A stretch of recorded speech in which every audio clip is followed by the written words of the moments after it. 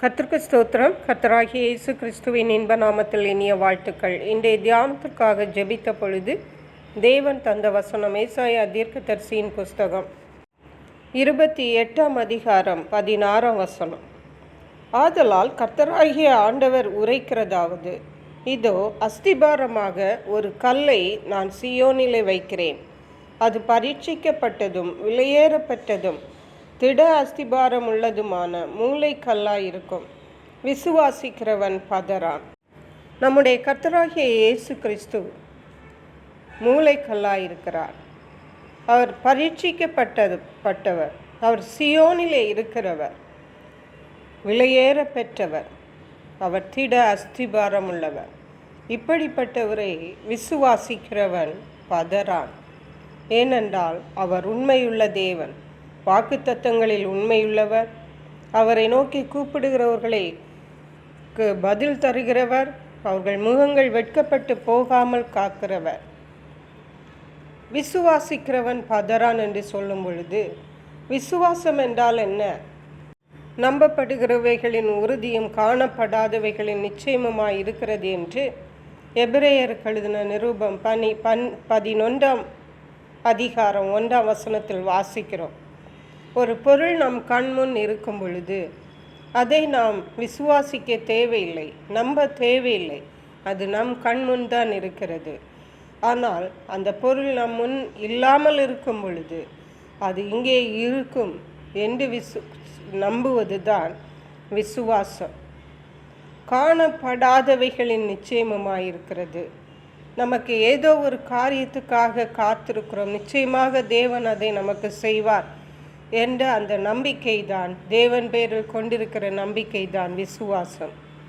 ஆபிரகாமுடைய வாழ்விலே கூட ரோமர் 4 அதிகாரம் 17 வசனத்திலிருந்து வாசிக்கும் பொழுது, தேவன் உன்னை ஜாதிகளுக்கு தகப்பன் ஆக்குவேன் என்று சொன்ன பொழுது அங்கே சூழ்நிலைகள் தகப்பன் ஆவதற்கு ஏதுவில்லாதிருந்தது.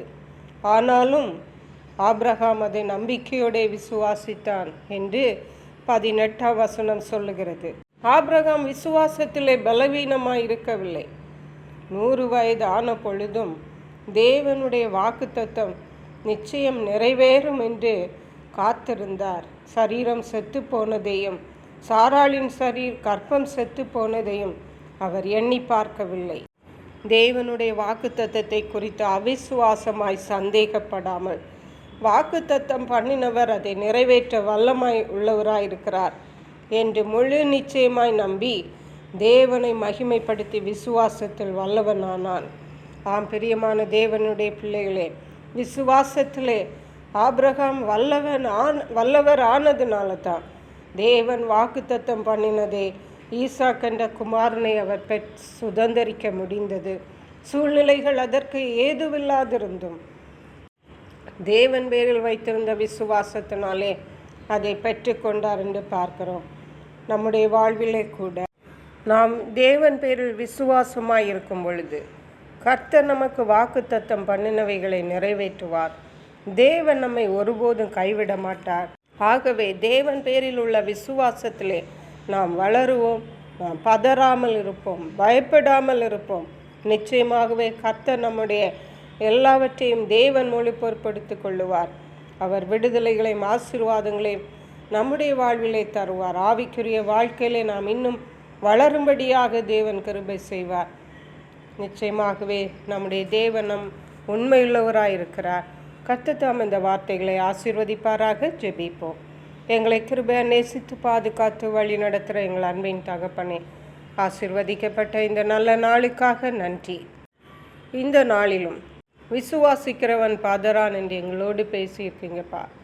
பரீட்சிக்கப்பட்டதும் விலையேற பெற்றதும் திட அஸ்திபாரம் உள்ள சியோனில் வைக்கப்பட்டிருக்கிற இயேசு கிறிஸ்துவாகிய கன்மலை மேல் எங்கள் நம்பிக்கையை வைத்து நாங்கள் பயப்படாமல் பதறாமல் கர்த்தருடைய கிருபை கிரியைகளுக்கு காத்திருந்து தேவனுடைய ஆசீர்வாதங்களை சுதந்திரிக்க, இம்மையிலும் மறுமையிலும் சுதந்திரிக்க ஒவ்வொருவருக்கும் கிருபை செய்வீராக. நன்றி பரிசுத்த ஆவியானவரே.